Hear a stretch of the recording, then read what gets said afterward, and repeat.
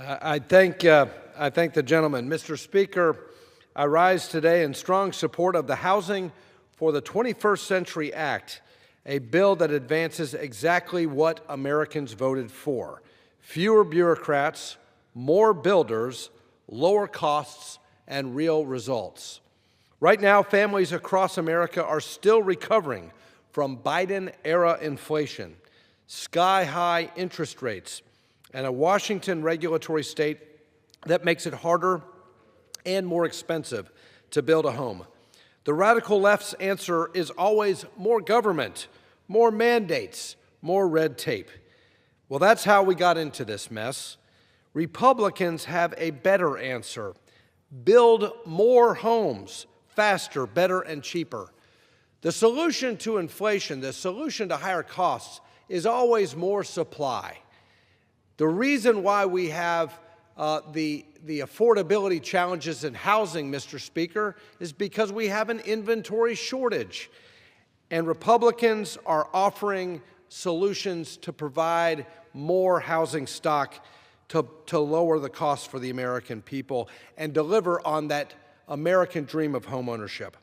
This bill cuts through the regulatory chokehold that Washington has imposed on housing.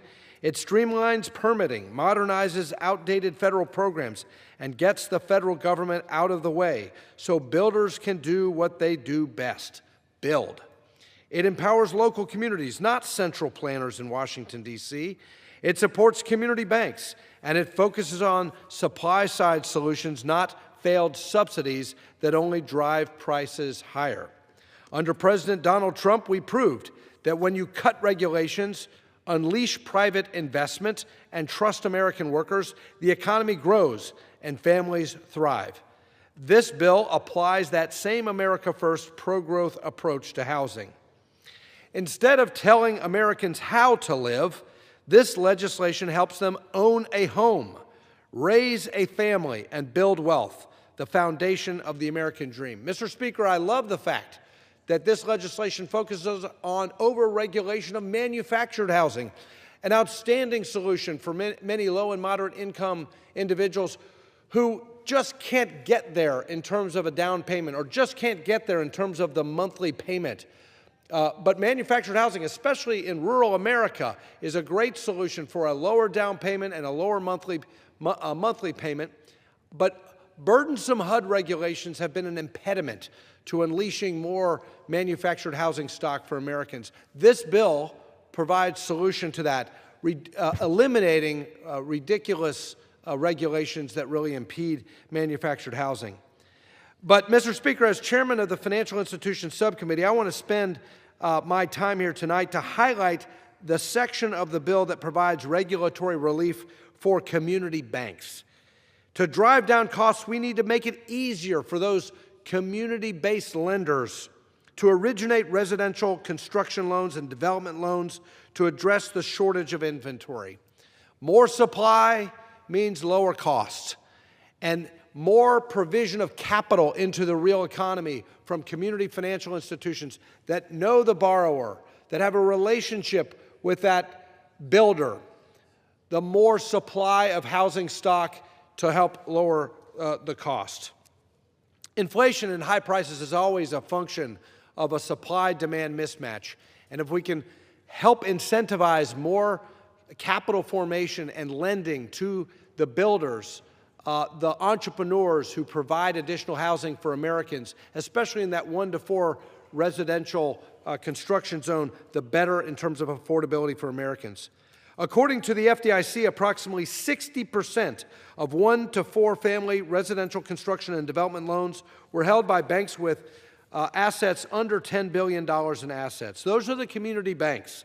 So lowering the regulatory costs on those institutions in particular is critical to increasing the supply of housing. So this bill, which does exactly that, which lowers the regulatory burden on those community financial institutions that provide the bulk of these construction loans, this is the bill that the Financial Services Committee passed. And we passed it with bipartisan support because the problem is obvious. We don't have enough housing, and Washington is making it worse. So the solution is also obvious. Stop standing in the way. Mr. Speaker, this legislation rejects the left's obsession with central planning and embraces free enterprise, local control, and common sense. It puts builders back to work and expands housing supply, and it helps bring costs down for hardworking Americans. That's why I urge my colleagues to support Housing for the 21st Century Act and deliver real America First solutions for the people we serve, and enhance regulatory tailoring for those community financial institutions, cutting red tape, streamlining bank exams and outdated thresholds so well-run banks can focus on lending, not paperwork, expanding community and rural banks' access to stable deposits so that they can lend locally and support small businesses and households, and supporting rural banks, encouraging new bank formation, and providing regulators flexibility to handle failures without hurting local access to banking. I want to especially thank Chairman Hill for inclusion in this legislation, a version of my bill, the Promoting New Bank Formation Act, which allows for a phase-in of capital requirements for new banks to make it easier for de novo charters. We have seen a dearth and a decline in de novo charters.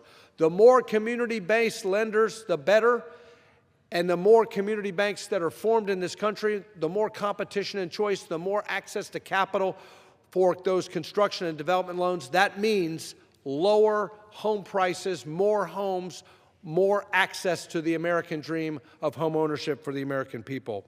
And with that, Mr. Speaker, I urge all of my colleagues and thank all of my colleagues, most of my colleagues, for supporting this bill tonight, the Housing for the 21st Century Act, and I yield back.